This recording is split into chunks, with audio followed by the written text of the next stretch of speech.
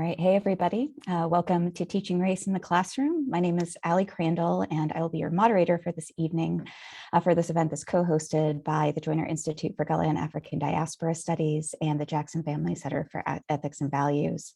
I'm so honored and privileged to be joined with these panelists today to really be thinking about, especially with all of the discourse and discussions that are going around about critical race theory and the role of us as educators in the higher education classroom, to be really talking about what it looks like to be teaching race at Coastal Carolina University and higher education in general. These panelists come from a wide variety of backgrounds and research objectives, and their classroom experiences look so diverse and amazing. So I'm really excited to be I'll introduce them each by name and by title, but then we'll get a little bit more about them as we go into the first questions. As always, just a couple of ground rules. If you do have questions, please feel free to post them in the chat or if you're on Facebook Live, and we will do our best, even if we can't answer them within the time that we have, to be able to answer them after the session goes, and we'll move them in. I'll begin with 4 questions for all of our panelists, and then we'll move into the audience discussion. So don't get discouraged if your question isn't answered right away. So today I am joined by amazing panelists, as I had mentioned before. We have first Lashia Bowers, who is a counselor and instructor of education. We have Tiffany Hollis, assistant professor of foundations, curriculum, and instruction. Emily Humbert, who's our visiting assistant professor of philosophy and our ethics fellow with the Jackson Family Center. And Jenny Schlosser, assistant professor of sociology. And I would be remiss if I didn't say a huge thank you also to Julina Oxley, the director of the Jackson Family Center, for all of her energy and for bringing us all together today. We're really just thrilled to be here. So great. So without further ado, I'd like to start actually with Tiffany. If you wouldn't mind for each of the panelists to provide a little bit about your academic background, in particular, focusing on a kind of course or seminar that you're currently teaching or have recently taught, just to kind of give us a little bit of introduction into who you are and where your teaching lies. Okay, so I, of course, teach in the Foundations Curriculum and Instruction Department here at Coastal at Spadoni College of Education and Social Sciences. However, prior to coming here, I received my PhD in curriculum and instruction with a focus on urban education. And a lot of that we focus on diversity, counter narratives, oppression, power, privilege. So a lot of the components and our concepts that come with critical race theory and diversity, equity, and inclusion. And so with that being said, I've been doing this work for a while. Presently here at Coastal, I teach what's called the Education 215 course. It's a schools and diversity course. And mainly in that course, it focuses on how to address and or utilize diversity, inclusion, race, and racism in the classrooms, and how to help the pre-service educators become effective in terms of not just teaching the students of various and diverse backgrounds, but also in terms of navigating their own biases within that setting as well. Thank you so much, Tiffany. And just as a curiosity, the students who come through your classroom, do they go on to teach just in Horry and Georgetown counties or throughout the state of South Carolina? Throughout the state of South Carolina. However, several of them have come to me wanting to go to counties that are more, I won't say liberal, but allow them to teach concepts and or topics of discussion that may in some counties be seen as controversial. And so sometimes they choose not to teach in counties such as Horry County itself. I'm sorry, just had to go ahead and put that out there. No, absolutely. Thank you so much for that the clarification too. All right, and Emily? So this is my first semester as a visiting scholar with the Jackson Center. So I was tasked with doing intro to ethics classes, which kind of ties into the work that I did for my dissertation at Southern Illinois University in Carbondale, Illinois, which dealt with canine training programs in prisons as a kind of ethical approach. And I had to deal with the messiness of the history of race and animality, of prison labor, kind of all those various intersections. So that's kind of, I hadn't really been able, I gave a talk on that this semester, but I haven't really been able to weave it into the current kind of course load that I have. But as a graduate student, I was able to teach several times our philosophy and diversity courses in the American mind with the look towards particularly African-American philosophy. So I've always been very much a fan of critiquing the philosophical canon because it is super white and super male and super straight.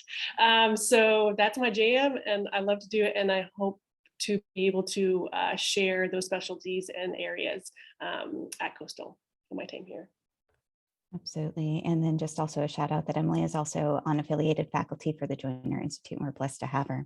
But just in terms of your research, Emily, I was hoping, Jenny, that you could also be next. Perfect. Yes. Hi. Thank you.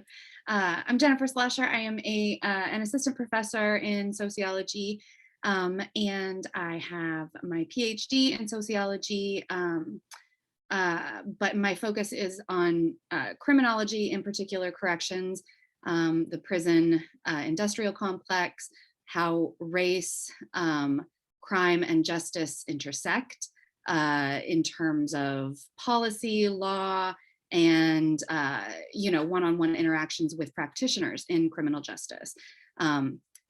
And so I have focused on that for most of my career. A lot of the classes that I teach in criminology, I can't get through without teaching about race and educating my students about how those areas intersect in ways that most of them will never have to encounter in real life, in their lives anyway. And so being able to bring those two kind of aspects of this big problematic puzzle that is the criminal justice system together for my students has been something that I've really prioritized. So far they've responded fairly well. There's always issues that come up though in every class period, and I'm sure we'll talk about some of those later on. Absolutely. And last but certainly not least, Lashia, would you mind sharing a little bit about your teaching experience? Yeah, sure. So hi, everyone. My name is Dr. Lashia Bowers. I also teach schools and diversity in the Spalding College for Education, where, as Dr. Hollis stated earlier, it's pre-service teachers. We do cover a lot of diverse topics, including different types of isms and how those isms intersect to help the students reflect onto themselves of their own personal biases, and then also how they can help create a affirming and welcoming diverse classroom when they do go into the field of teaching. I am also currently the interim clinical director of counseling services at Counseling. So right now I teach 2 sections of schools and diversity, and then I spend the rest of my day counseling. I have my PhD in educational leadership from Clemson, and I focus mostly on my research interests as far as African-centered schools. And I also research a lot about the college students' experiences at PWI campuses, college students of color, doing some photo, voice, and action research with that. And I look forward to continuing to have this conversation about the students' reactions in class when we are working with teaching with race. No, absolutely. Well, before we dive in directly into the classroom experiences, I kind of wanted to just take a little pause as we have been through a little bit of a crazy year in terms of our legislation with, I think at last count, 18 legislators have moved critical race theory and banning critical race theory from classrooms through one or both legislative bodies. And so I'm really curious as you watch as much as you can the discussions on critical race theory and those kinds of misperceptions around that. What opportunities do you see within either your classroom or your research, or even within your interactions with your colleagues over this past semester? And so I'd like to start with Jennifer, if that's all right. Can you repeat the question? It was opportunities to talk about the legislation in particular, or just critical race theory in general? Oh, absolutely. Well, I think that just, the frustrations potentially that you may encounter in terms of where the discourse is at, alongside and comparing that with the opportunities that you see within your classroom to talk about, critical race theory and Okay. and talking and teaching race and its importance in the classroom. Thank you. Well, so I mean, I think the frustration is that the legislation exists at all, and that we have to be having these conversations at all, still having these conversations. And I think for a lot of educators, that's where the frustration comes in, is that you teach this stuff and you explain these things to your students semester after semester after semester, and you feel sometimes that it's for nothing, because legislation and lawmakers continue to come back and push back against it.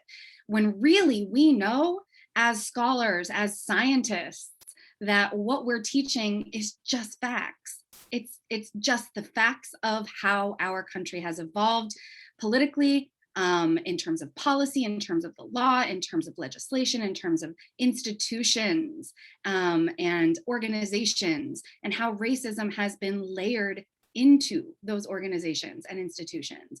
And as scholars, we can see this. And so it's important that we teach this to our students. But I think the frustration definitely comes in when we're trying to teach facts and science.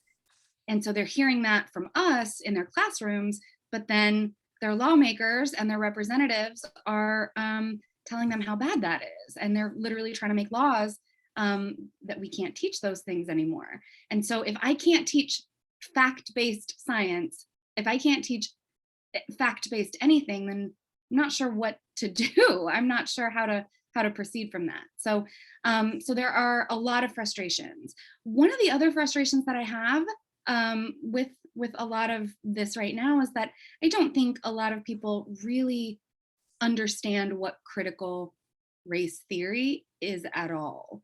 I see a lot of misconceptions, a lot of people defining it incorrectly or defining it so broadly that it is very far from what it actually is. And so what I'm hoping that this panel kind of does today through the course of our conversation is put a definition to it that I think a lot of people may be surprised about, especially if this is something that you've never heard about before. So in terms of opportunities in my classroom, that's one of the opportunities that I try to take in every class that I teach. If it's Social 101 or if it's my Sociology of Corrections 401 class, right? It doesn't matter what class I'm teaching, these issues are relevant, race is relevant, race relations are relevant, discrimination is relevant, police brutality is relevant. Like, these are things that are happening. And so we need to be able and allowed to talk about them in our classes as the facts that they are. And so I see both frustration and opportunity in our jobs as educators. No, absolutely. And I think that within that opportunity of that relevancy, I was wondering if, Tiffany, if you want to kind of pick up, I saw you nodding and making a couple notes. So. Well, I was going to say, so CRT is not diversity, it's not inclusion. It's not the trainings that come with helping people become culturally competent. But what it is the fact that it centers at race. Race is central to, as what Dr. Schlosser just said, to every and anything. Race is central. There's no such thing as colorblindness. So I do use that as an opportunity to share that with my students, that when they go in with their students, they are to create not just a gender affirming, but a holistic identity affirming space for their students based on race, class, religious, spirituality, any kind of background the students bring with them to class, because our students bring more with them than just books, pencils, like the basics with them to class. They bring their whole selves, and we want to have our teachers equipped with the skills and the knowledge to know how to address those differences and the various things the students bring with them to class. So that way the students feel like not just that they matter, but that they belong.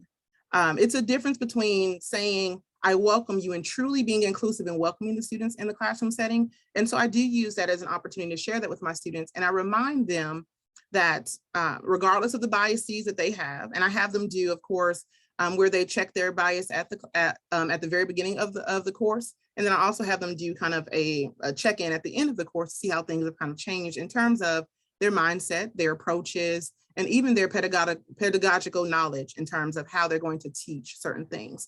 And so in terms of helping them to see that, I'm helping them to, I'm reminding them that I'm not indoctrinating them. That's definitely not what I'm doing.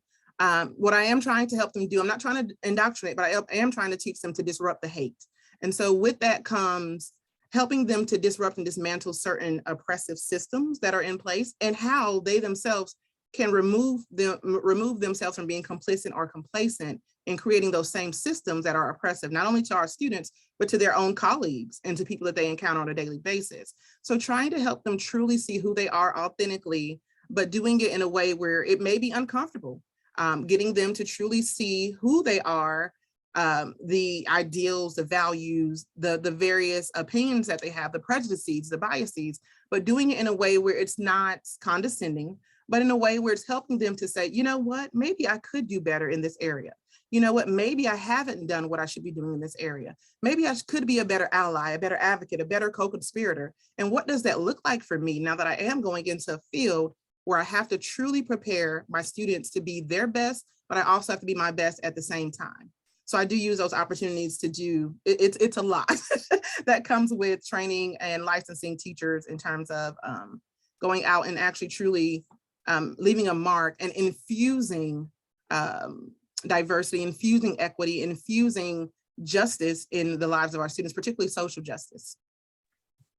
Absolutely. And I think that, you know, just in terms of what you had talked about in terms of day one, I'd love to come back to that in just a minute in terms of assessing individuals' bias.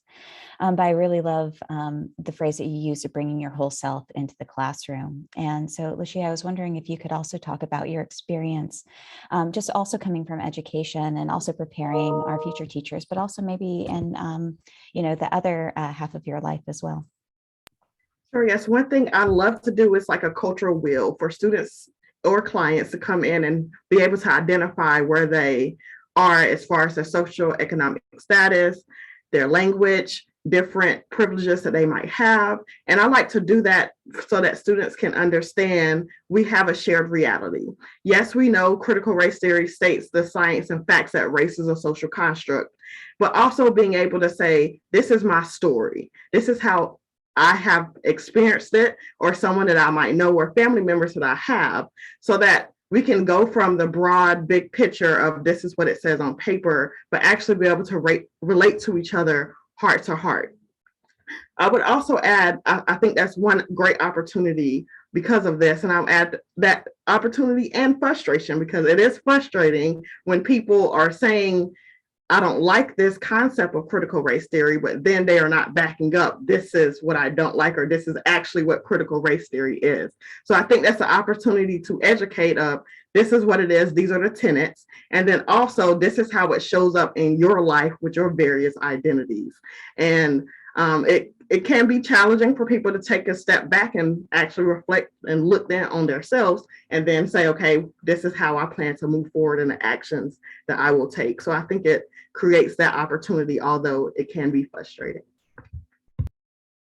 Absolutely. And I mean, that inventory is never an easy process. And I guess, you know, it's like with Emily too, you know, I'm thinking, you know, that within the discipline of both philosophy and ethics, it's about, you know, thinking about building off of those individual experiences into that meta level. And so I'd love to hear your thoughts too.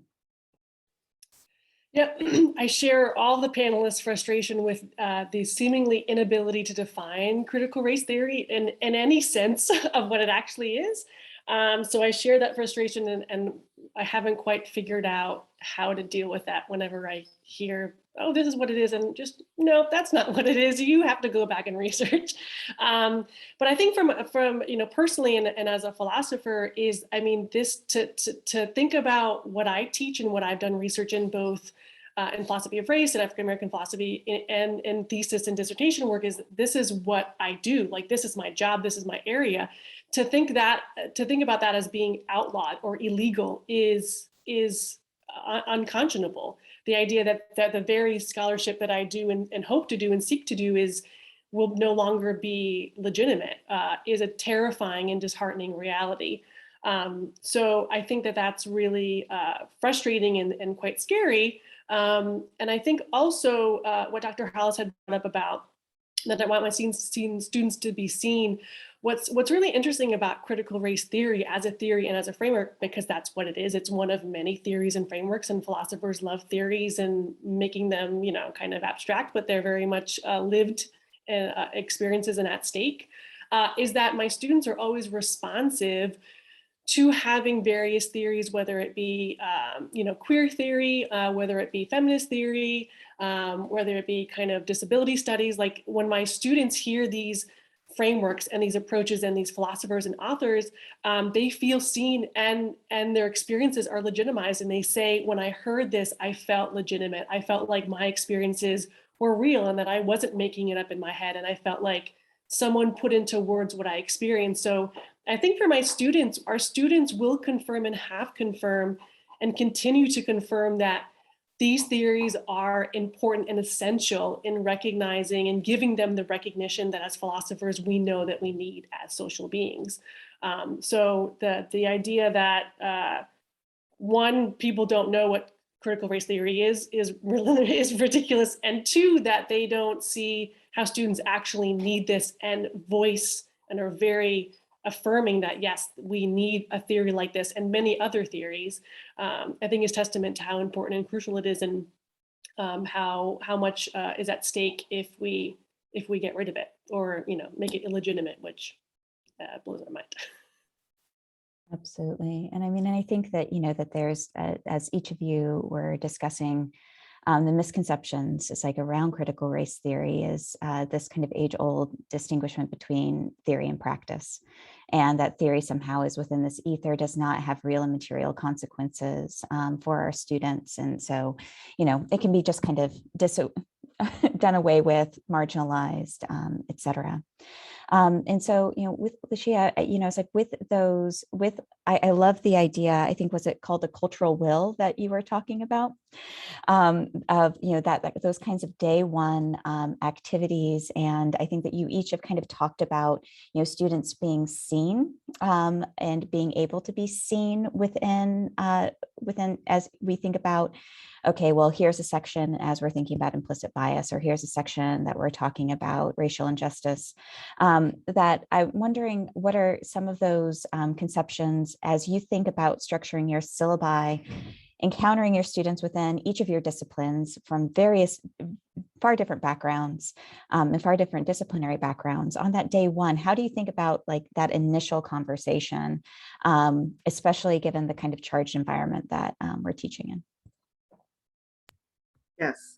The initial conversation, like any other classroom, whatever you're talking about, you have to create that safe space so that students feel like they can open up and they can share what they're thinking, and in some ways heal as a collective, get re-educated as a collective. So I think that's very important to do on day one.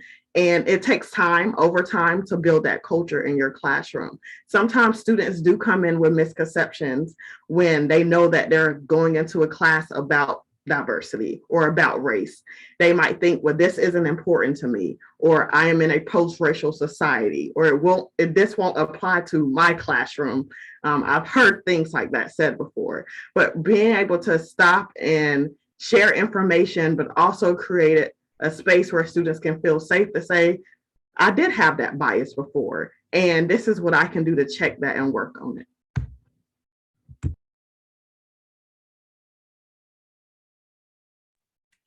No, absolutely. And I think that, just kind of thinking about that day one activity, to Jennifer's point, and also within the space of, with students kind of coming from this kind of sensationalized idea of critical race theory, thinking about, how do we define, those conceptions versus the critical race theory that we're dealing with in our classroom. So I'm going to let you all kind of disperse that also within your answers within that day one. But then I see Emily is going to go get a book, and which is always great. So fabulous, but I will open it the floor if one of you would like to unmute and go next.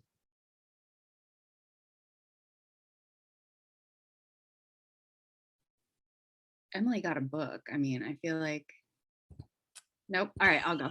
So that's okay. That's okay. Looking up the page. Okay, got it. I mean, of course. On the first day of class, let me tell you what I found very interesting. Things have shifted over the last couple of years in terms of these conversations that we have in our classes and how our students are coming to the table already versus my students 10 years ago. I feel like they are coming in with a very different perspective than my students in the past ever have. I have, started day one in my criminology class as my regular, criminology class. And I've had students walk in on syllabus day as I'm going through the syllabus, and it says, yes, we're going to talk about race. Yes, we're going to talk about, gender and crime. Yes, we're going to talk about policing and all of these other things and social inequalities and blah, blah, blah. I have had students more than once raise their hand and say, so are we going to talk about George Floyd in this class? When do we get to talk about Breonna Taylor? When do we get to talk about some of these other things? When do we get to talk about the fact that there are more people of color incarcerated in this country than of course there should be, in disproportionate numbers, grossly disproportionate numbers? They are coming in with these questions for me, and it has been refreshing at times to be able to see that they already have this stuff on their radar. And so that, I think, helps open up the conversation for me to be able to say, absolutely, we are going to talk about these things, and know that there are students who are sitting there eager to learn about these issues. And so I do feel like this has been a shift over the last decade or so that I've been teaching. I didn't get those types of questions before, even though this stuff was still an issue. And so, we've been talking about frustrations and opportunities. Sometimes those things are the same thing. So when we've got legislators introducing legislation telling us that we won't be able to teach this stuff, it actually brings this stuff to people's attention. And so once we have their attention, then I think we get those opportunities to go ahead and get in there and start putting those seeds of knowledge and critical thought into their brains that I actually really believe the majority of our students are craving and want to have these conversations. And so I've encountered more of those, thankfully, than I have of students who just dig in their heels and say, no, you're lying to me, this is all terrible. I mean, I have those too, of course, but I think I've seen this shift, and it's going more toward the other direction a little bit. And maybe I'm alone in that, but what are the rest of you? Have you seen anything like that in your classrooms as well?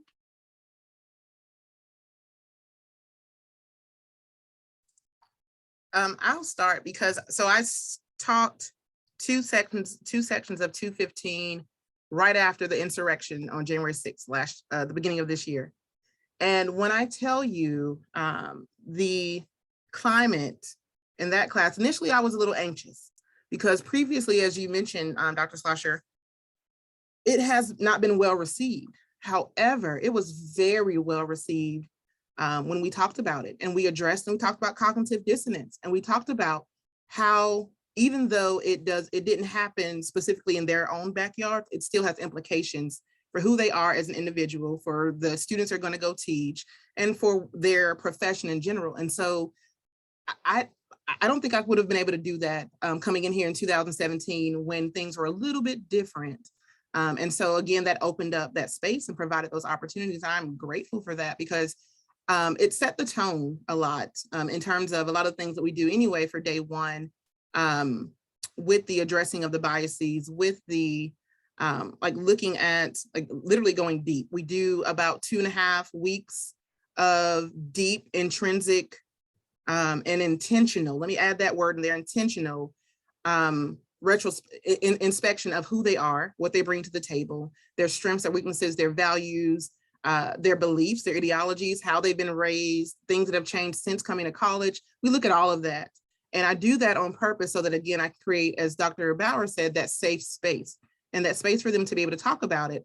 And so I think being able to create that safe space coming off the heels of MLK weekend and just sending out little things prior to us even beginning helped create that environment to break down some of that tension that was present right after the insurrections took place.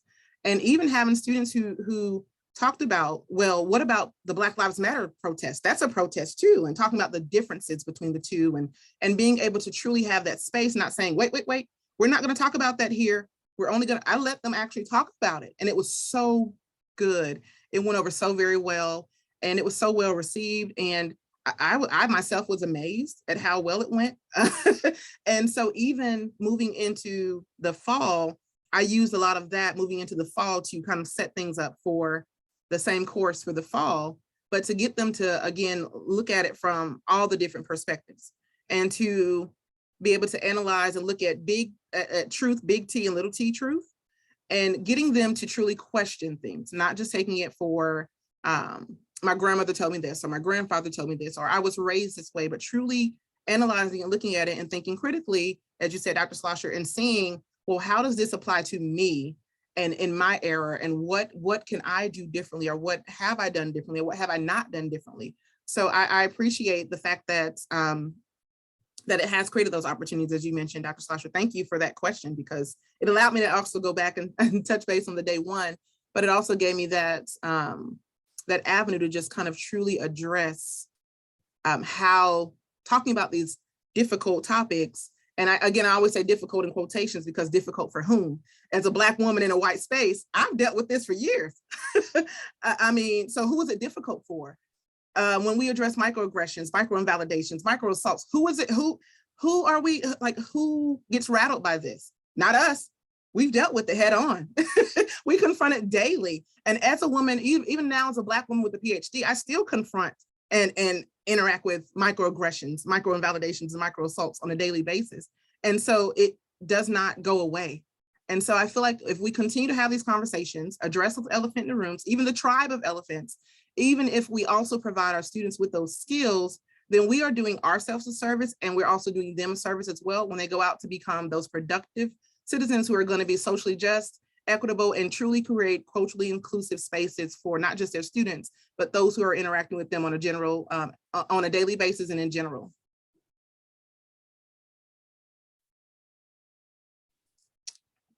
And because I mean I have it because I need it for research, but I mean it's a theory, right? There's a lot of scholarship here, but I guess to kind of like really directly address Dr. Schlosser's question about, well, how do we define CRT? I mean, from my understanding, and again, I'm not an expert, this is just something that I'm very intellectually interested in and philosophically, is I believe it stems from or grows out of critical legal studies, and kind of the progenitors or kind of the go-to names of critical race theory are Derek Bell Jr., Kimberly Crenshaw, Robert Delgado, right? There are a lot of other names that I'm not familiar with. Derek, I'm trying to think of Gary Peller as well, that kind of use this theory as race as central to the upholding or the perpetuation of, essentially white supremacy ideology within the legal system, which can also expand to, the criminal justice system and economic positioning and political positioning. So even Kimberly Crenshaw's, pivotal definition of intersectionality in 1989 comes from critical race theory and the intersections of what it means to be a Black woman, legally, that is not something that can be covered in the current climate that she saw happening in the legal sense. So the scholarship is rich and important and has great implications for our students' lives, and they're thirsty for it. They want it, and to deny the use of CRT would just be essentially the very perpetuation of the thing that we're trying to get rid of, which is white supremacist ideology of like, no, of course we're colorblind. It's like, no, it's actually quite a very salient feature of the legal process in various forms. So that was my definition of what it actually is. But if anyone's interested in this book, you can come and find me in AOC 2-330, and I'll be more than just, you can do your homework for my students so that they actually know what it is.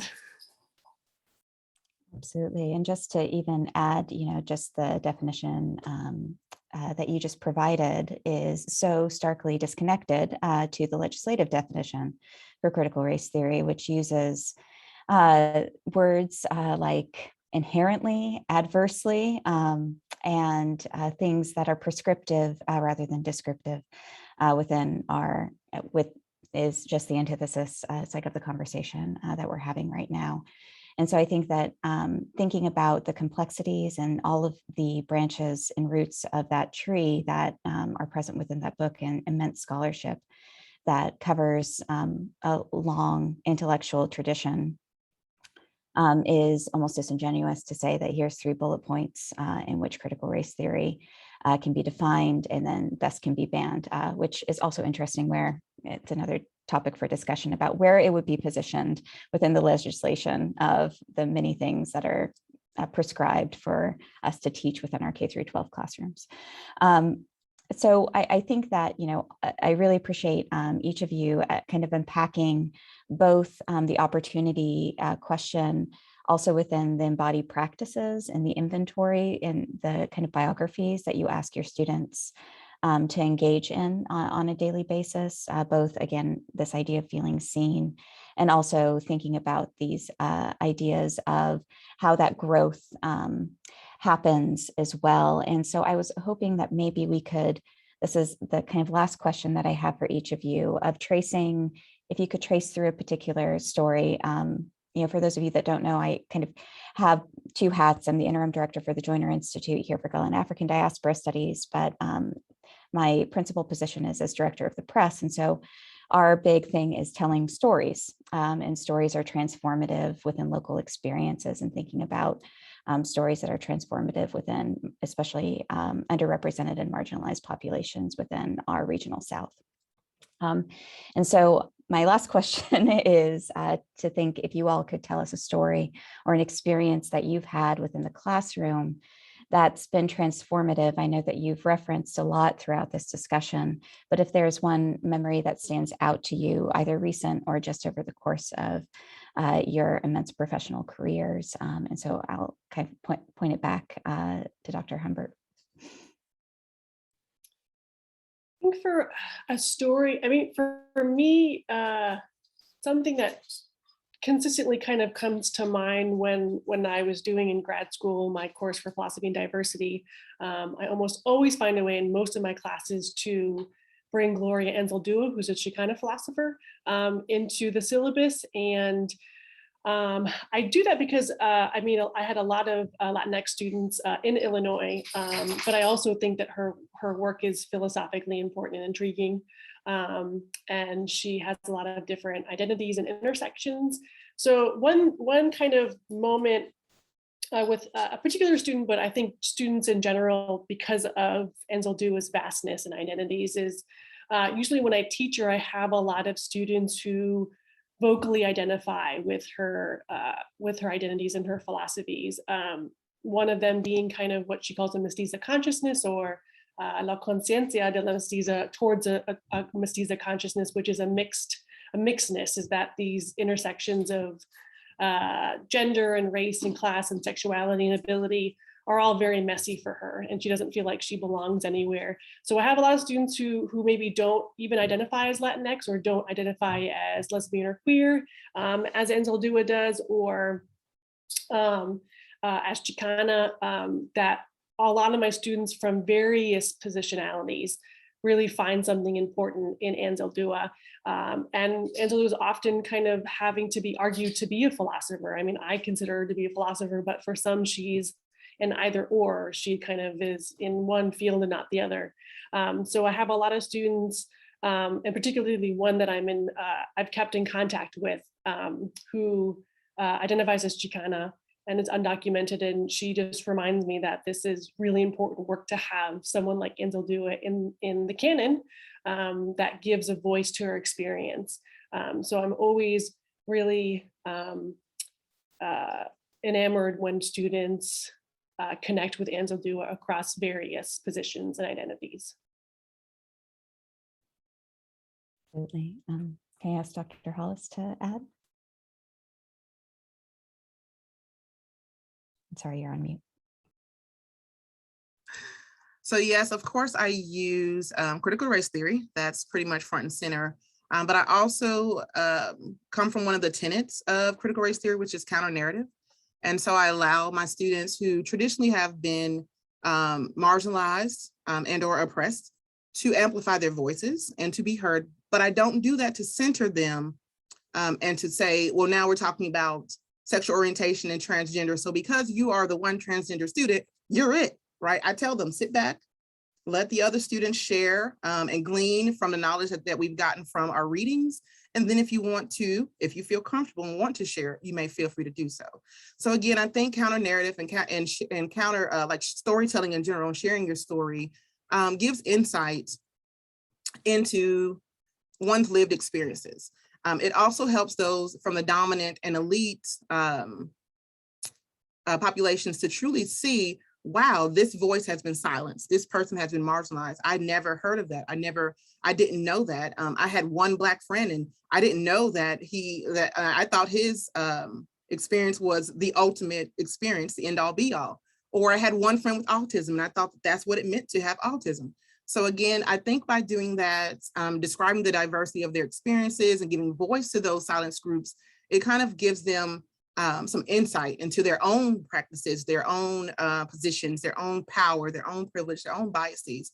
And it allows them to, of course, internalize that. But then again, like I said, to also begin to say, wow, I never thought of my privilege in that way. Or, wow, I never thought that I had that much power. Or I never thought of myself as being a part of the dominant group. And so they began to look at it as more of a transformative experience, and it helps in terms of educational equity, and it helps to develop various mindsets, again, with these students, and it gets them to kind of see the role that race, privilege, power, oppression, everything has played on who they are or who they thought they were. Again, as they begin to peel back those layers and to begin to enter into their discomfort zones and truly address some of the things that may not be so nice or that may not be so pretty about who we are, who we thought we were.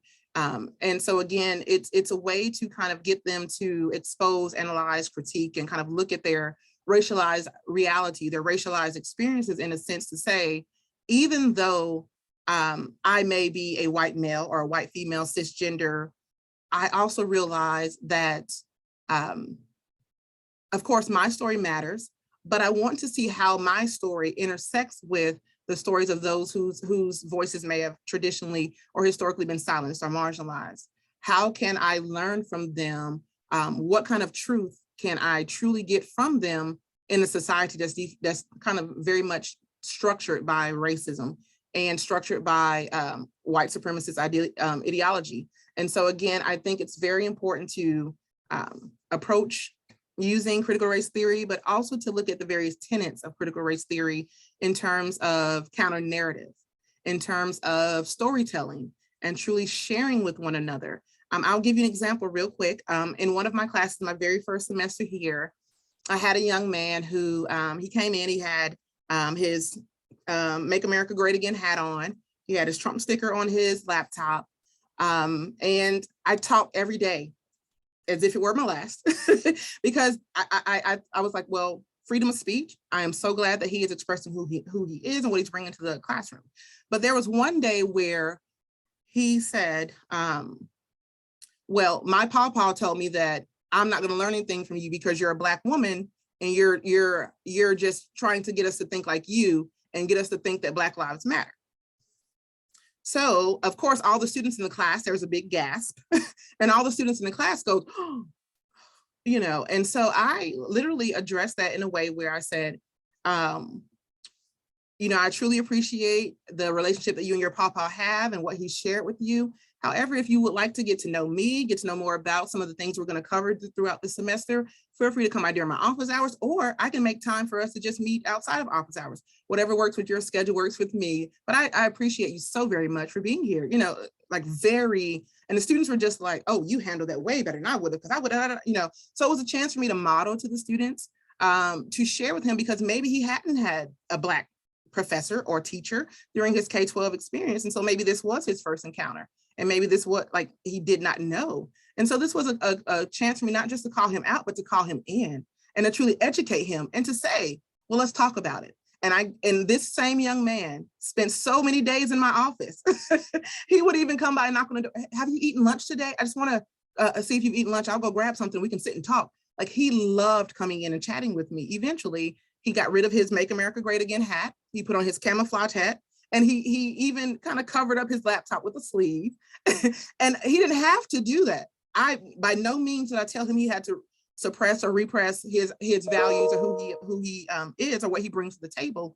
But again, he did that because of our conversations together, because of my storytelling, his storytelling. Like, we both shared so many differences, but there were some similarities and of course a shared reality in those differences that it brought us together despite those differences. And I truly, that was so transformative for me, that experience. And again, first semester here, and I was just like, oh my word, what, but again, having attended a PWI, it pretty much prepared me and propelled me for these kind of conversations. So I was ready.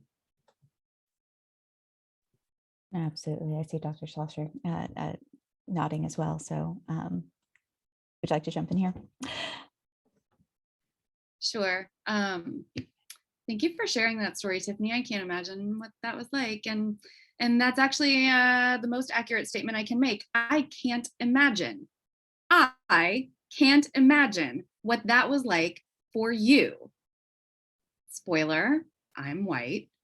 I don't have the same experiences in my classroom. We could literally teach the exact same thing in the exact same way to the exact same students, and they would receive it differently.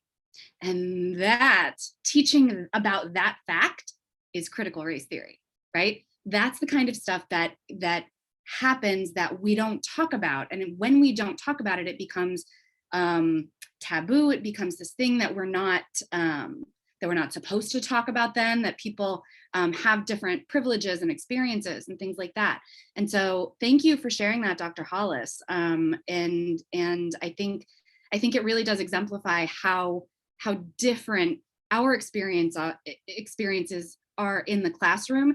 Even though we are teaching similar things to our similar students, our experiences will always be different. So one of the things that I do, listen, I think it's really important to talk about theory. I think it's really important to talk about philosophy and those big ideas. I mean, this is why we're college professors. We love it, right? But to connect with students who are hearing these things for the very first time, I have found in my career that it is really essential to provide real world examples that they can really focus in on and latch in on, because those big theories are big and they're very wordy and they use big words. And if you're just reading that on your own, like even for a class, I think it can get very overwhelming for any student. And so for me, it's really, really important, especially in my sociology 101 classes and my criminology classes, to use personal experiences and personal storytelling, exactly like what we've been discussing here. I am very careful not to ask the students to do it first. I think as a teacher, it's important that I'm willing to also tell the stories that I have personally had in my life with these issues that we're talking about. And then ask the students, do you have questions about my personal experience with this big theory that I've just taught you, right? Like, here's this individual example from me of this big theory that we are talking about. And now, do you have any that you see similar or reflected back in the story that I just told? I tell two stories in my criminology classes when I talk about race and the criminal justice system. And I have to bury the lead a little bit sometimes in these. So if I start off with this lecture and I start talking about, I'm about to teach you about white privilege, some of the people who are not ready to hear that will instantly just shut down, and you've lost them. And so I think as a teacher, it's important to learn how to dance a little bit, how to do that, like that dance with students where it's like, I know how you might be feeling about this, so I'm not easing into it, not pulling any punches, not telling the truth, but saying it in a way that will will help get into their brains a little bit more. And so the first story I tell is I was driving and I got pulled over, extremely rightfully so. I absolutely should have been pulled over. I drive like a maniac. And so I get pulled over and it's middle of the day. I'm in this parking lot. It's a busy road, whatever. And this police officer walks up to my window and he says, license and registration, please, ma'am. And I was like, okay, sorry. My driver's license was in my wallet, which was in my purse, which was in my back seat behind the driver's seat. I was alone in my car.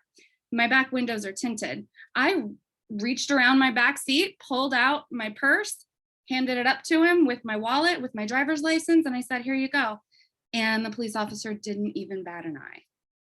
And so I tell that story and I ask my students, how would that situation most likely have gone very differently if I were not a white woman?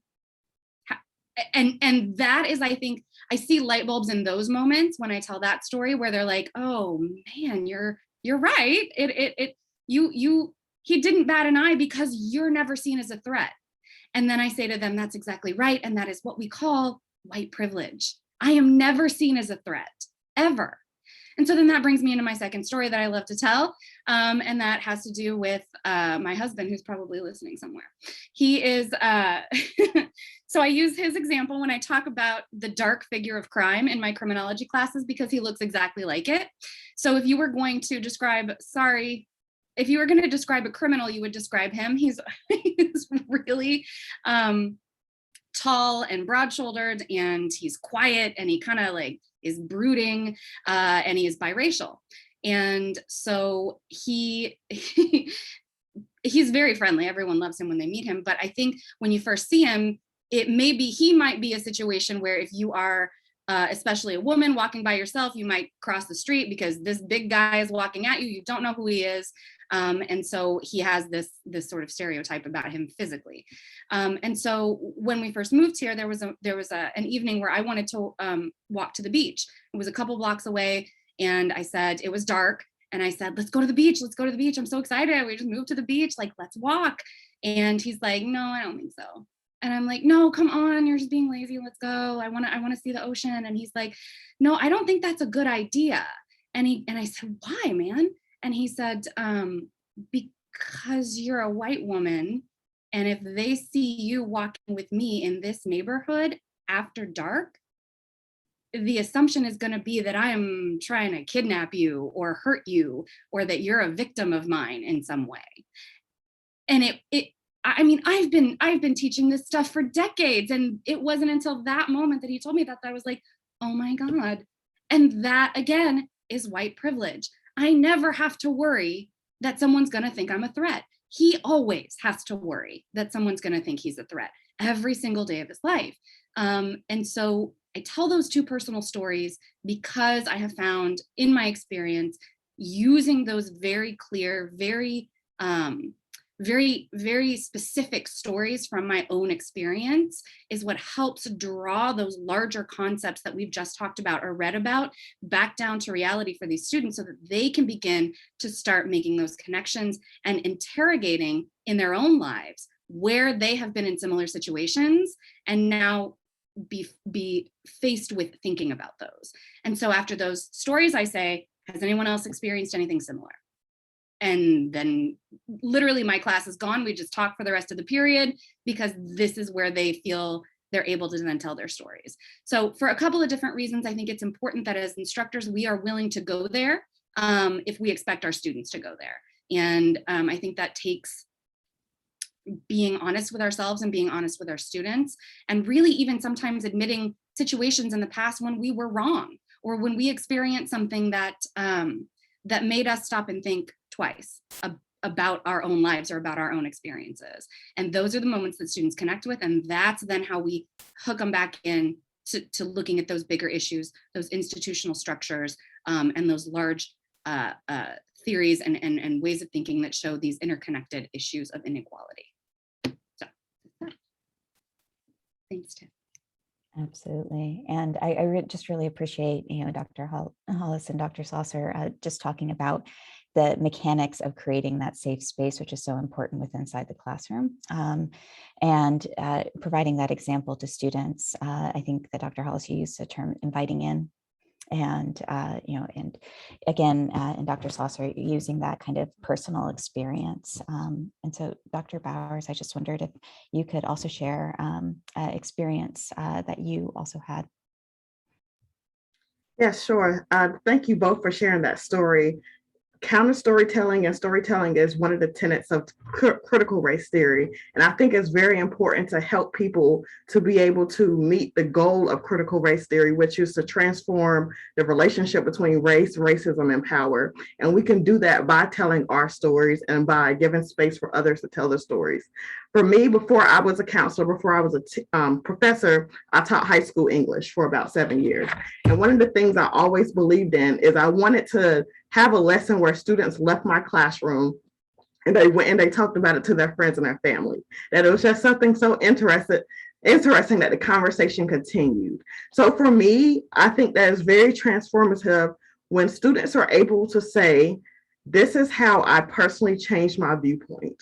I used to look at it this way, and now I'm looking at it that way. But then not only that, for students to then take that next step and say, this is the actual action I'm going to do. Whether it be I'm going to speak up more in their fraternity or sorority, or they want to plan or work on a diversity committee, or if they want to do different types of programming as an RA, just whatever it is that they can do to get involved as an individual in their community to help transform race, racism, and power. And if I can give students that and they can leave the classroom with an action step, then I find that to be transformative.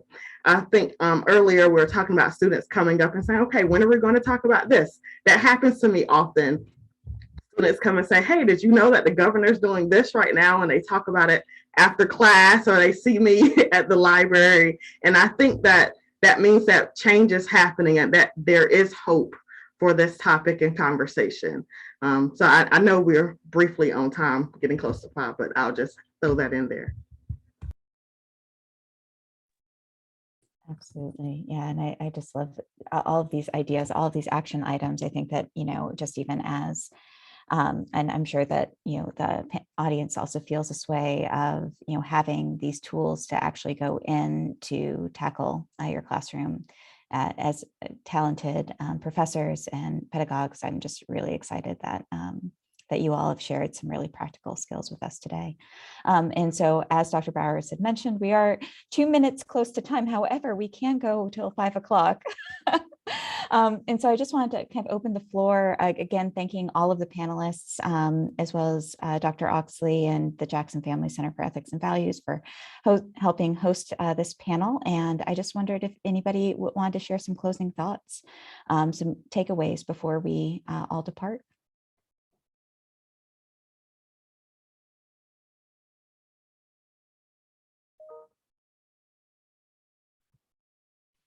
Go.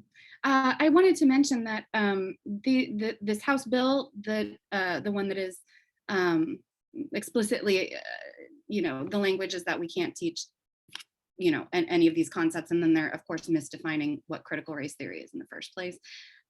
There's a fairly large group of students at our university who have organized and are actively working to